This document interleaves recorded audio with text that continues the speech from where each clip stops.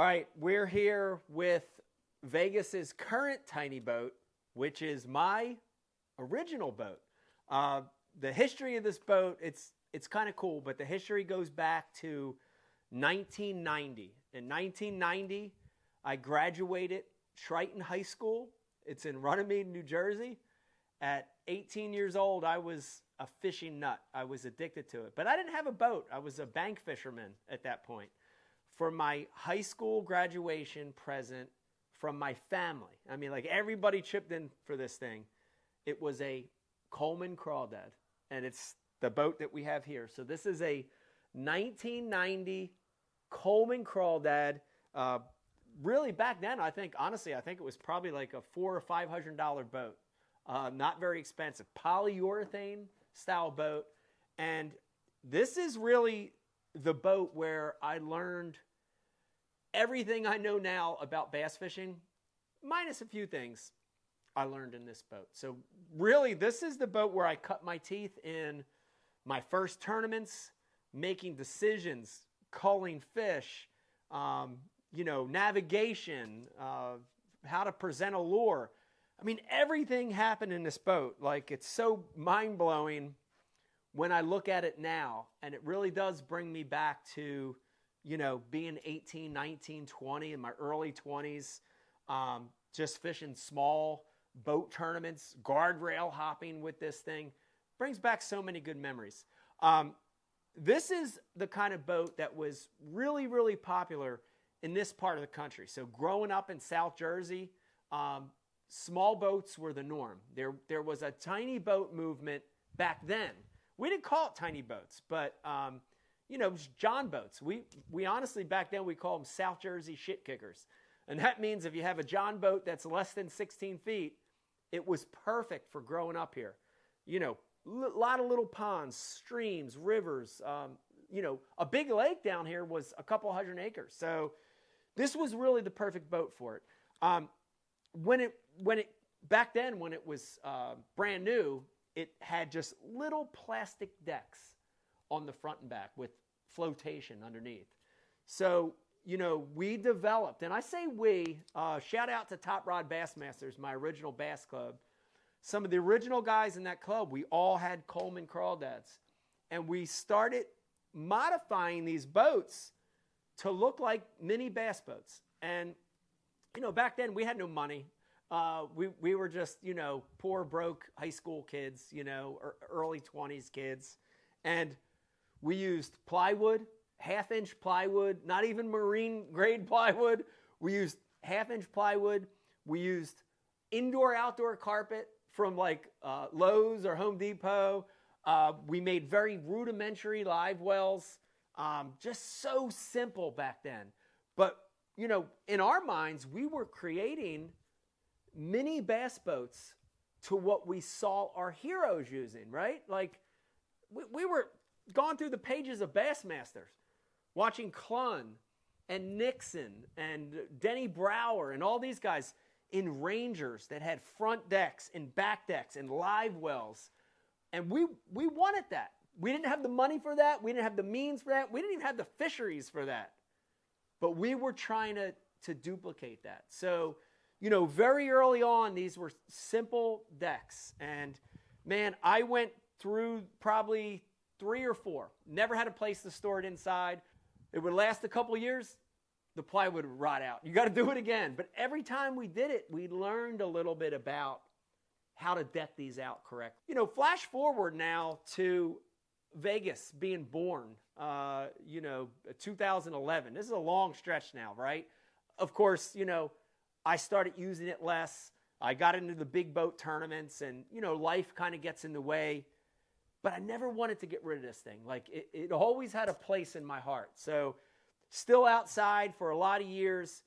But then as Vegas started to grow and as he got to the point where, he wanted to boat fish more and he wanted to start doing his own thing, that Crawdad was there. And my eyes lit up and I thought, what a cool way. Like, what a cool way. Talk about bringing things full circle. But what a cool way to get him introduced to boating and decision making and navigation, all those things that I learned at 18. What a cool way to pass this down to him.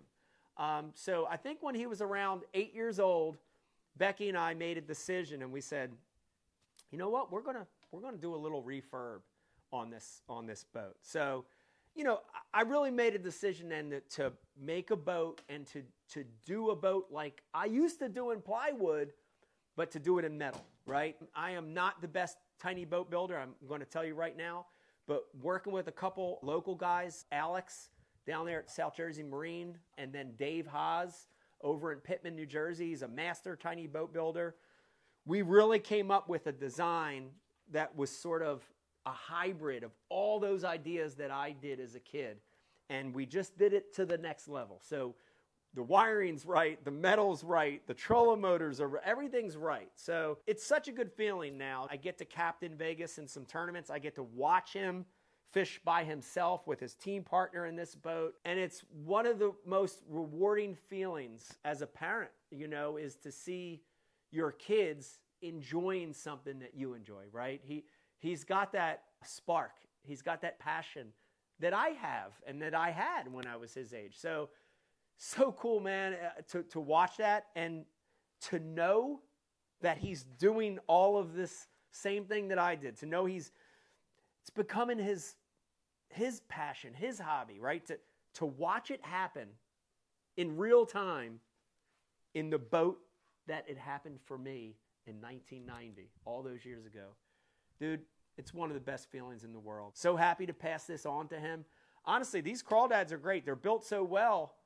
I think one day, if Vegas keeps this in good condition, he could pass it on to his kids. That would be unbelievable. But it's that kind of boat. So 1990, Coleman Crawdad, the boat that started it all for me.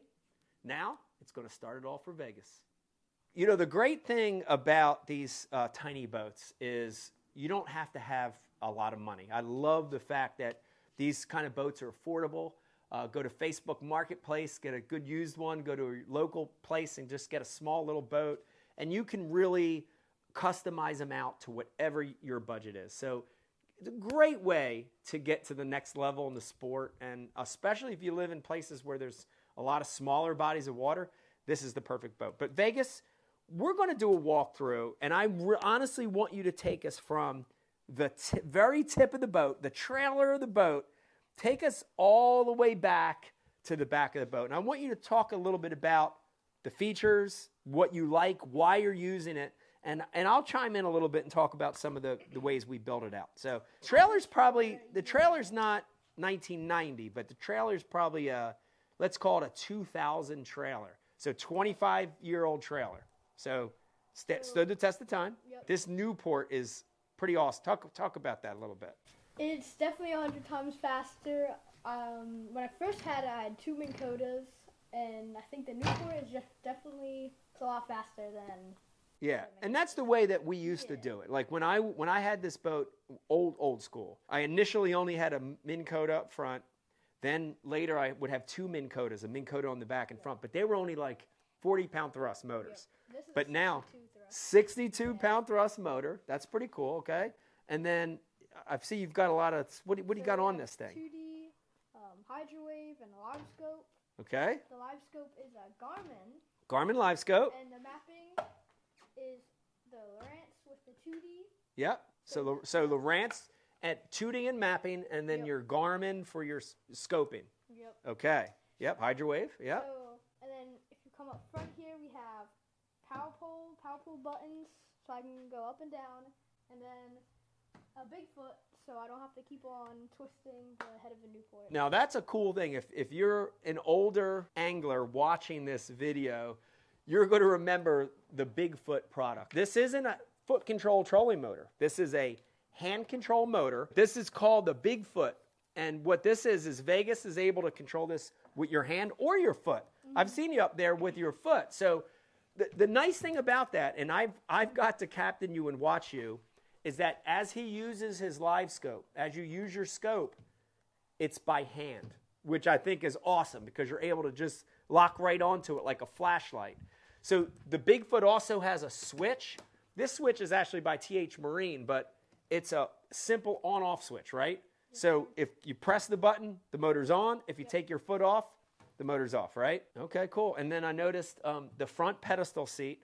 I know when I was using this boat, I used that butt seat a lot, but you're kind of like 50-50. It takes up a lot of space up front, and that's, I think, why I fell in. Oh, the falling incident, you think it was because of the seat. Okay, cool. Oh, my God. Oh, my God. I never had this storage in mind. I would always just build them out, and I'd have a hole under here, and like literally I would just shove my stuff under there, but this is nice. Talk about it. You got 2 front hatches. What do we have in these hatches here? Here, these are the 2 front hatches. So these have all the tackle and stuff. Plastics, crankbaits, line. And then this hatch, this has all the safety requirements. You got your fire extinguisher. Yep. Yep. You got your paddle. You got, I'm assuming this is your toolbox. Yes, sir. You got that in there. Okay. Talk about the batteries. I see you got some Newport lithium batteries in there. So we have a big Pro Guide, a 12-volt Pro Guide, and then a Newport 12-volt. 12-volt, 50-amp-hour Newport. Yep. So the Garmin and the Lowrance run off of this one, and the big Pro Guide runs on the Newport. One's on the Newport. Okay. And then looking at this, you got your black box for your Garmin installed on this front wall. And it looks like you also have a built-in NOCO battery charger there. Yes, sir. The great thing about these builds, dude, you can customize it to exactly what you want. And I see this is you got a little mind thing going here. This is your deal. Talk about that, right? A homemade, or no, not homemade. Not homemade, but you put a drink holder there for your drink. Yeah. So here's all of our baits. So when we're changing baits, we just throw them back here. It's magnetic. Yep, I think that's a TH product. Yeah, TH Marine. And then all my tools go right there. I think that's a Rapala. Yep, might be a Rapala tool holder. Yeah. And then this is where my phone goes. For your so I phone? don't drop it. Yep. Yeah, don't drop it in the drink. Okay. So, all right. Moving into the back a little bit, we have 2 live wells. We have a Newport battery. Yeah. Let's. I really want show everyone these live wells, because these, I think people assume that the live wells are intricate and they're super complicated. But dude, this is probably the simplest, easiest live well system I've ever seen. I don't know if you knew this. These are just Rubbermaid. These are just tubs that you get. You get at like Walmart. They're literally simple tubs, but the boat builders and I have plumbed it so you have recirculating water, right? You can aerate the water, take it in, shoot it out, right? You've got an aeration system in here. And that's pretty awesome. And they're relatively deep. Have you ever had any problems with these live wells? They're pretty good. The only problem is the smallmouth are crazy and they'll splash water on top. But everything else, it's pretty good. Everything else is pretty good. Of course, you got the latches on that as well. That's cool. Okay. Now talk about. I noticed. I noticed this is a battery system. This is a big one. This is another. This is a Newport lithium. And it's Bluetooth. Talk about this battery. So this is a Newport 36 volt and 40 amp hour. It's Bluetooth, so I just go on my phone, see what percent it is, and if it's 40%, just keep going. If it gets below 30, it starts to die a little faster. Yep, you start to take your time a little bit. Okay, now that's connected to. What is this beast? I want to unconnect this for a second so you can talk about this beast. So this is the NT300. I think it's a 3 horsepower engine. Yes. It's electric. It's an electric engine, right? Yep. No gas, no oil, no mess. So very good. It sits a little low, so we added the easy mount. Yep. Yeah. And then you can also prop it up a little bit. Yep. With this little thing back here. Yeah, I gotta admit, the addition of this, and this was his idea, guys, so I don't want to take credit for this because he's kind of smart, but the addition of this, it's basically, I would call it like an easy jack plate, right? It's a jack plate style thing that allowed you to raise your motor, and it gives you the flexibility to play with where it's at during the course of a day. So that's pretty awesome. This operates on a magnet, right? So you got like a kill switch lanyard you could attach. So if it ever fall off, it will automatically stop. Pull right out, and then easy on, easy off. I know you don't travel down the road with it. You just put it on when you get there. But talk about this motor. I got to brag on you just for a second. I'm watching you at some of these tournaments. Dude, you are laser fast. What about the speed of this thing? The speed on this thing is definitely not 3 horsepower. It feels like more, doesn't it? This is like either 5, 6, maybe like 100. It's well, so fast. I think we've clocked you at, I want to say around 7 and a half miles per hour, which is extremely fast. That's really extremely fast. Okay. All right. So we got the Newport. What do we got here? What's this contraption? So here's a micro power pole anchor. Yep. And I notice you have it hardwired, right? So it's all hardwired. Yep. So up front, I just can put this up or down, or from back here, I just quickly hit the up or down button.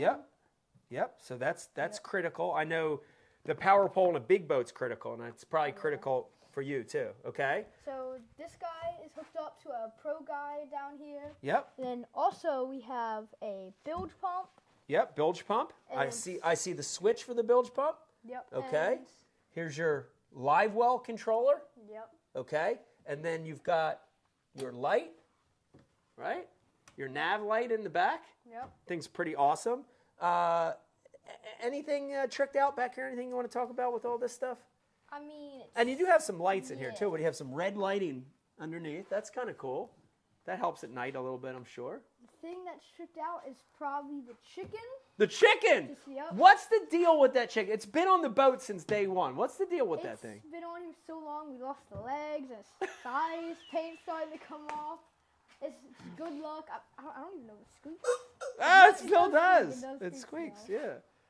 It's always been my good luck. So if I'm having a bad day, I'll just come back here, squeak it, and then keep fishing. That's awesome. All right. That was an amazing walk through Vegas. It's so cool to see how far it's come since 1990. Like, seriously, every time I see this boat and you fishing in it, makes me happy. It kind of freaks me out, but makes me happy. So, honestly, listen, you know the story. I've passed this on to you.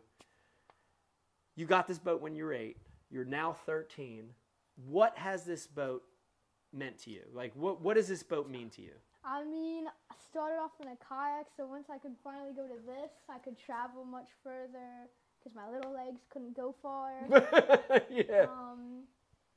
I mean, this means a lot because I feel like when I'm in this boat, I feel like I'm you're with everyone else. Yeah, and you're in control, right? Yeah. Like, you're fishing some sleigh tournaments now where you and your team partner, you're by yourself. There's no captain. Like, you're making the decisions. Have you felt like this boat has helped you in your level of fishing? Definitely. I would say Union Lake, without this boat, I don't think we would have ever made it back to a spot. Right. And made it all the way back to the ramp. Yeah. And got 3rd place. So I think this is a really big help, helping us get to like the first area first. Like. Yeah. But it's definitely a big help. Yeah. So definitely with that. But what about the other stuff, like learning how to call, like flipping and pitching, learning how to navigate? How about jumping sandbars, jumping logs? Like, this boat's helped you learn that stuff, right? Yeah, this boat's definitely helped me learn how to jump logs, and sandbars, which is a little strange for some fishermen. But I think it helped me flip more, pitching a jig around, because we can get in those small creek areas. Forward-facing sonar for sure, right? Yeah, it's definitely a big upgrade to this boat because it hasn't seen any type of electronic, right? Hardly any electronics in the past of this boat. So that's awesome. So I guess the last question I want to ask you, and I don't think we've ever talked about this, so this is going to be a real reaction, and I want to get your honest opinion. Just be honest. So this boat meant a lot to me. I gave it to you. You're getting to the age where I think you're eventually, you're going to age out of this boat as well. You're going to get to the next level. What are your plans to do with the boat? What are your long-term plans? Are you ever going to get rid of it? What are your plans for your Crawdad? Honestly, I don't want to get rid of this thing. If there's ever a point where we need to get rid of something, this is going to be the last thing. The last thing to go. I'll give up a lot of stuff for this boat. Yeah. But I do think I would still use it. There's some tournaments where you have to get up creeks, and you can't really do that in a bigger boat. Yeah. So I do think this is a big help. You're going to hold on to it. Yeah. You think you'd ever pass it on to your kids if it's still around? Yeah, I would do that. That's awesome. Well, Vegas, thank you for the walkthrough. It was fun hearing about the boat, hearing what you like about the boat. You interested in launching this thing and maybe trying to catch a couple? Why not? Let's do it. Heck yeah!